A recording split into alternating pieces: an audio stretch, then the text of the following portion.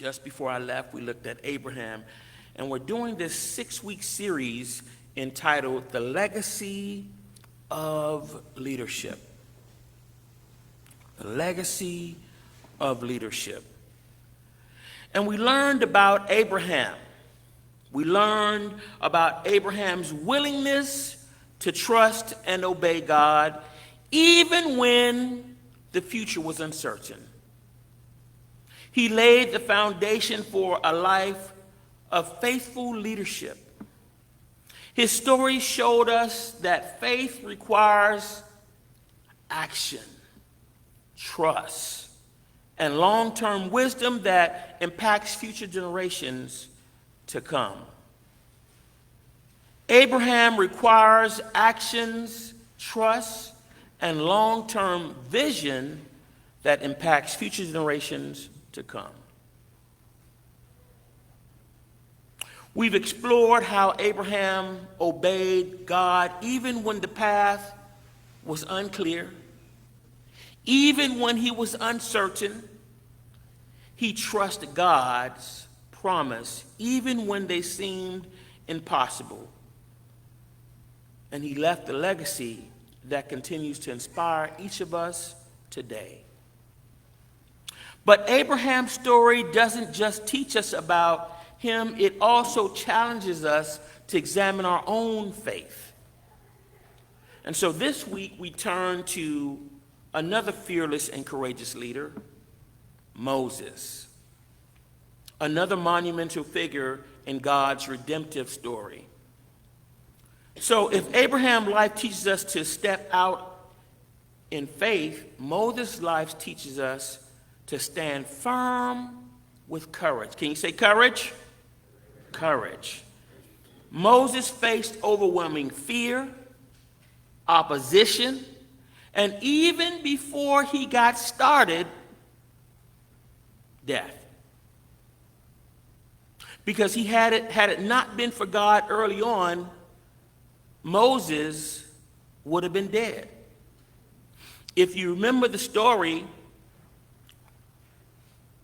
the Pharaoh had all the Israelite boys to be killed, the babies, because he was in fear and he didn't want anyone to rise up in opposition to come against him. But Moses' mom saved Moses by constructing this basket and putting him in the river and sending him down the river only so that he could be discovered by one of Pharaoh's daughters. And Moses was brought up into the palace, into royalty. And so as I preach this sermon this morning, I want you to think about a couple of things. Quick question. Why are you here?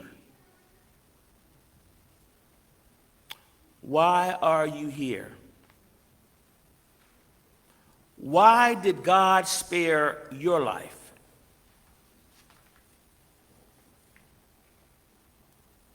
What is your purpose here on earth? Why did you wake up this morning if not to worship, glorify God, and live out the call and purpose God has placed on your life? Is your purpose to raise the awareness of human life? Are you a contributor to life?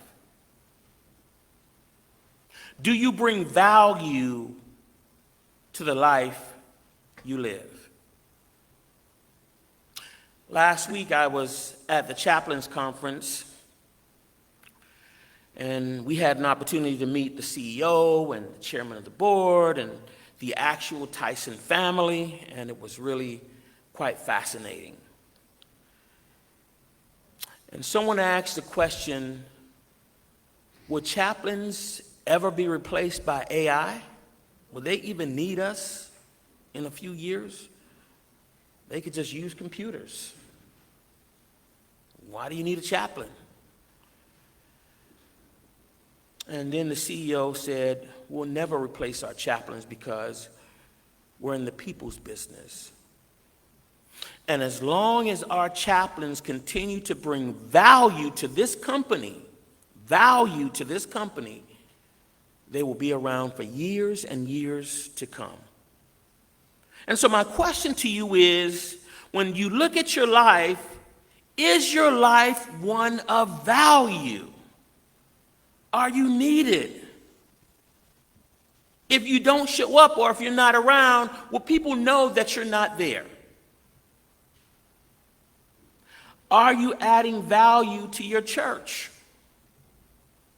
this world and life, to your community, to your friends, to your family?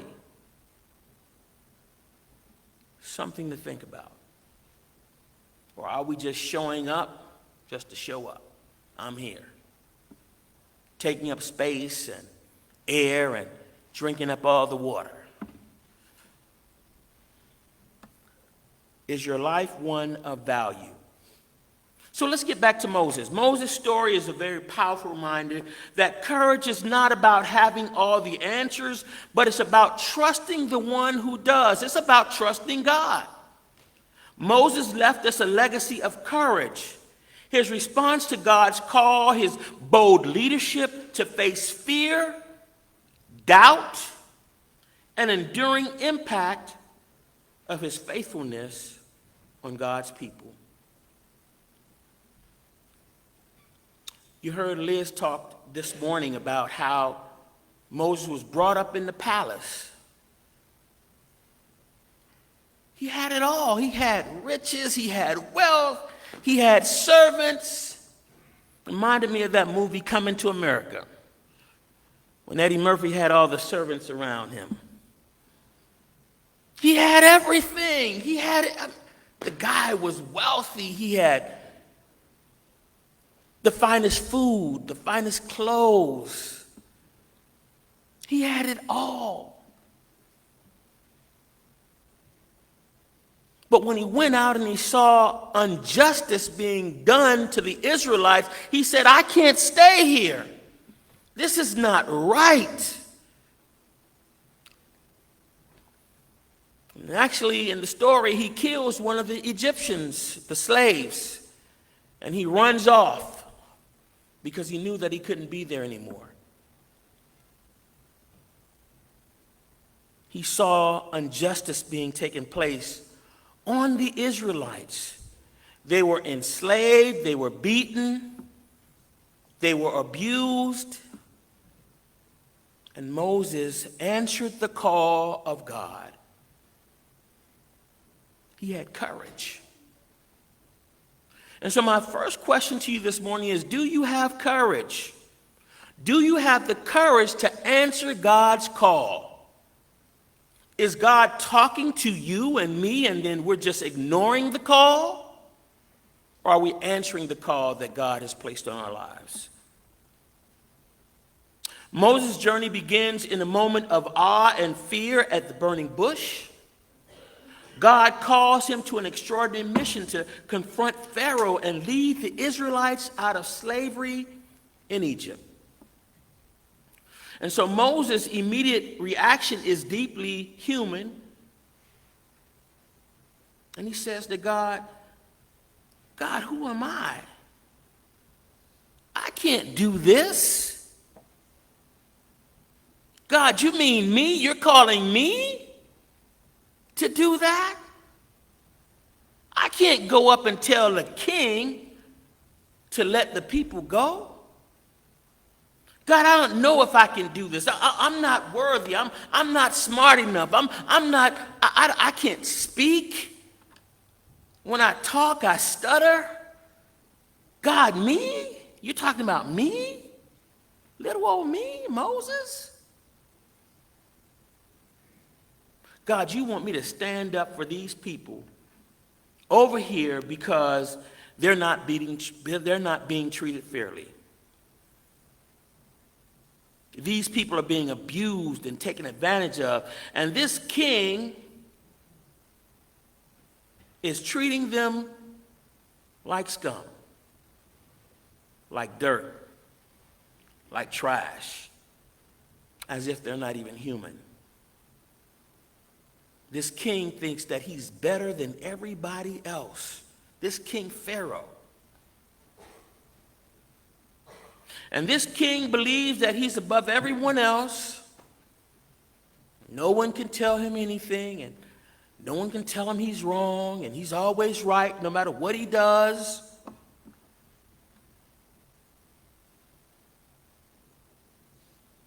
Just trying to make the text come alive today. Trying to put you back into that place.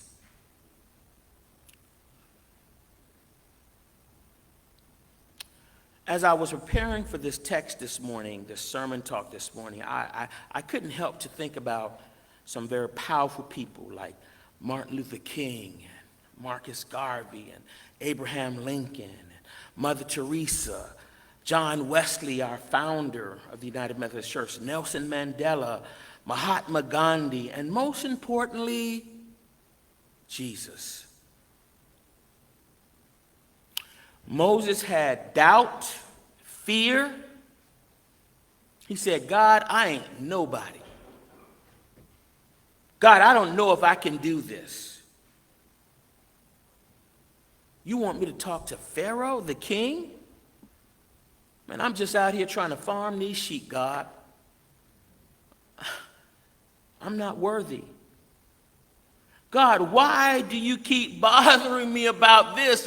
I'm trying to get some sleep at night, and I can't sleep because every time I try to go to sleep, you're talking in my ears telling me that I've got something to do for you.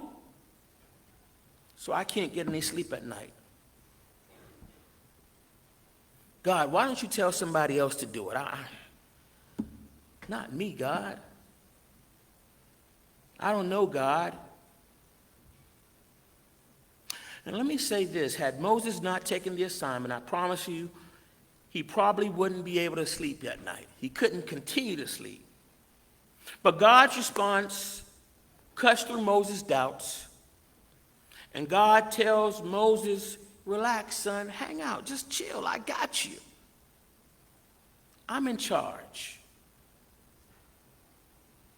God assures Moses that he can do all things through Christ who strengthens him. The same assurance Jesus gave his disciples centuries later, and surely I am with you always to the very end, applies to us today. The courage that Moses didn't need to come from his own capabilities, but from his confidence in God's presence. And so when God commands us to do something, to go stand up for our brothers and our sisters, no matter what color they are, no matter what background they come from, no matter who they are, we must do what thus says the Lord, because God is in charge. And we're all God's children. And God saw what was happening to these people, the Israelites, and he told him to tell Pharaoh to let my people go. Let them go, Pharaoh. Let my people go. Set them free. These people don't deserve to be slaves because God had placed a call on his life.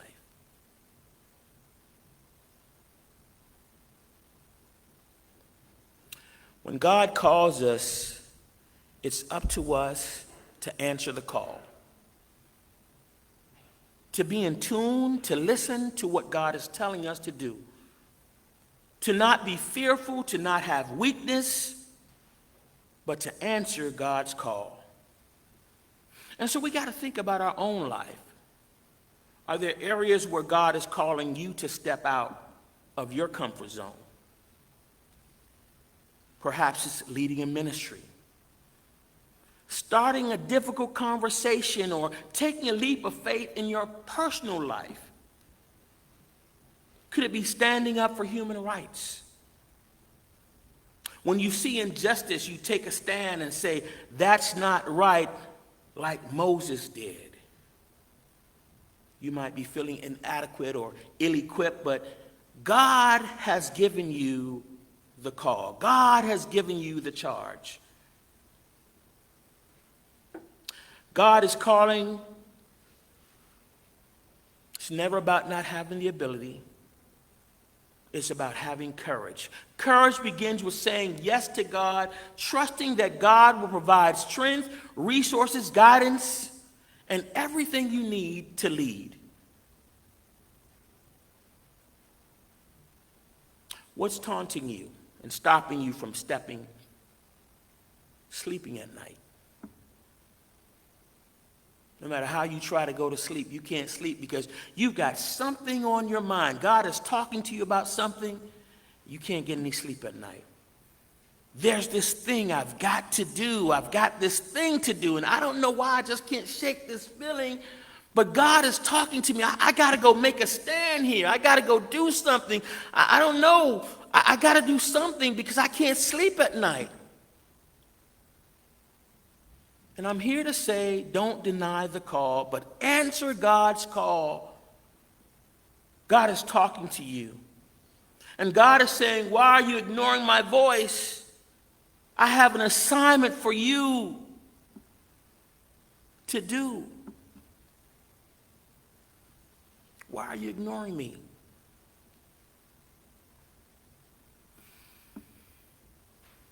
We got to have courage, like Moses. Courage isn't the absence of fear. It's an obedience in the face of fear. You don't have to have all the answers. You just need to trust the one who does, and that is God. Even when you're scared of the outcomes ahead, remember that God's presence is your source and your strength. Talking about the leadership and the legacy of Moses this morning. Courage stands firm in the face of fear. Moses' courage was further tested when he faced Pharaoh's resistance and doubts of the Israelites. One of the most dramatic moments came to the Red Sea. And let me say this to you. Moses had to have a fearless kind of courage. Because it seemed like whatever he did, folks just complained. They just complained all the time. I mean, I don't understand. When I read the story, I'm just like, these folks just complained all the time. They were always complaining. When they were in Egypt, it was so funny. They were slaves. They were beaten. So Moses took them out of Egypt where they were enslaved, and they died, and they were there for like many, many years just being beaten. They had to get up early in the morning before the break of dawn to make bricks so that Pharaoh could have his pyramids and his sphinx and all these things that Pharaoh required them to do because they were enslaved. And as they were traveling through the desert, it came to a point where they were thirsty and they needed water. So they said to Moses, Moses, we can't believe you. You brought us out here in the desert and we don't have any water. You brought us out here to die of thirst. So God tells Moses, talk to the rock, and the rock will produce water. Moses was so upset. He was human, couldn't help himself. So he struck the rock, and the rock spurred water. Then they begin to walk again, and they begin to walk again, and all of a sudden, all their food had run out. Now they're hungry. Moses, Moses, you brought us out here in the wilderness, in the desert, to die of hunger. You brought us out here to kill us. Oh, when we were back in Egypt, at least we had food every day. So Moses prays to God, and all of a sudden manna comes from the sky. And he tells them, he says, listen, guys, don't store up any food. I'm going to give you fresh food every single day. Fresh manna will come from the sky every day. And they stored up this food, and then the next morning, lo and behold, the food had worms and maggots and all these things in the food, because that's not what God told them to do. God told them, hey, listen, just trust me. I'm going to give you fresh manna every day. 2 complaints. Then they were at the Red Sea, and Pharaoh decided that he wanted the slaves back. He's like, oh, I'm going to go get my slaves. They're at the Red Sea. We're going to get them, because they had nowhere else to go. And then they pray, and they prayed, and Moses prayed, and God begins to part the Red Sea. And someone in the back said, Moses, don't go in there. Don't go in there. He's going to kill us now of water, of drowning. They were complaining once again, never realizing that God was with them all along. I'm so grateful we don't have complainers here at Aurelia First United Methodist Church. Thank God. That was a joke, by the way. And so, as human beings, we sometimes complain, but we have to realize that God is always in charge, and that we must trust God in the midst of whatever we're going through. We must also have courage. We've got to have courage.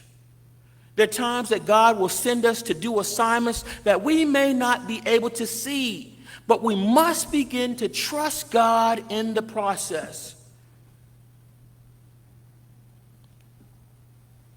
Remember when I was going to seminary for the first time?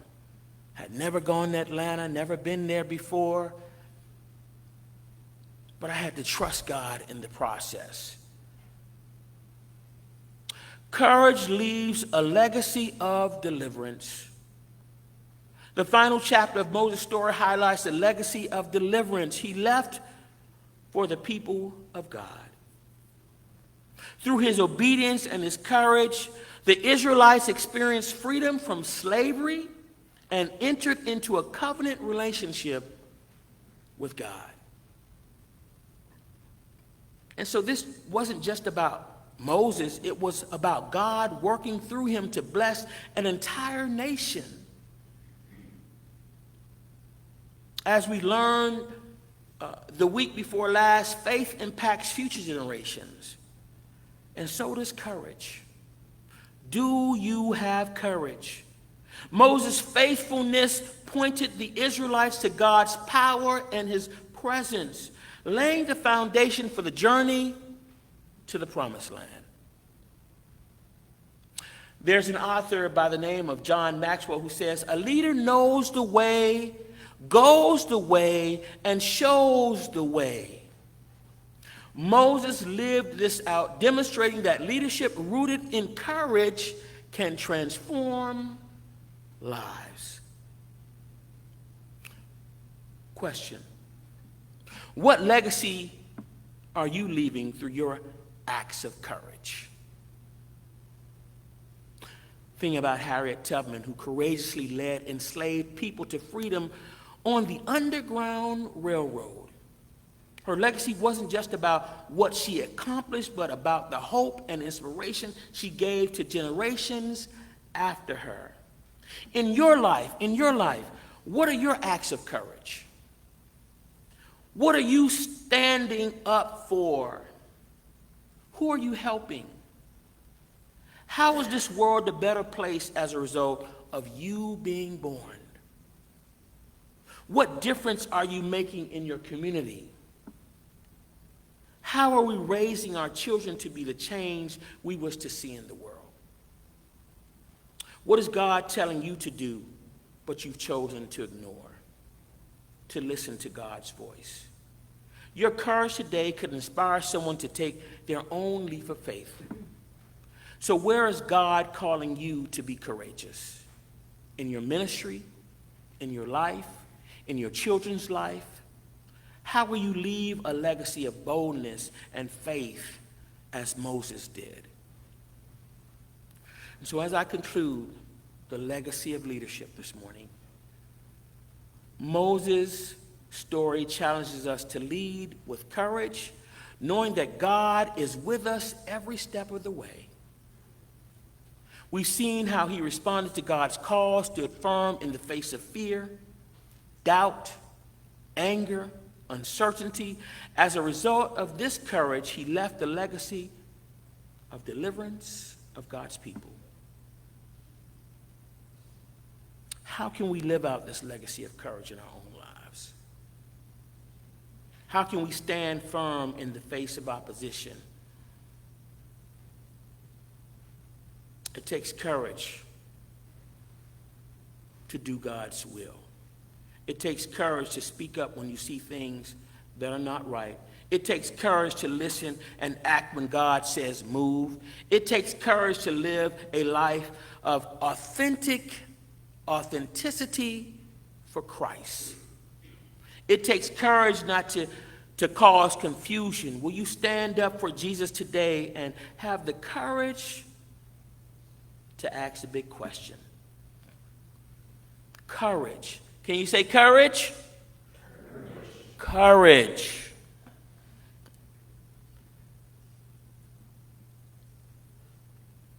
And so, we got to ask God, God, what do you want me to do? What is my assignment here, God? What is my ministry here, God?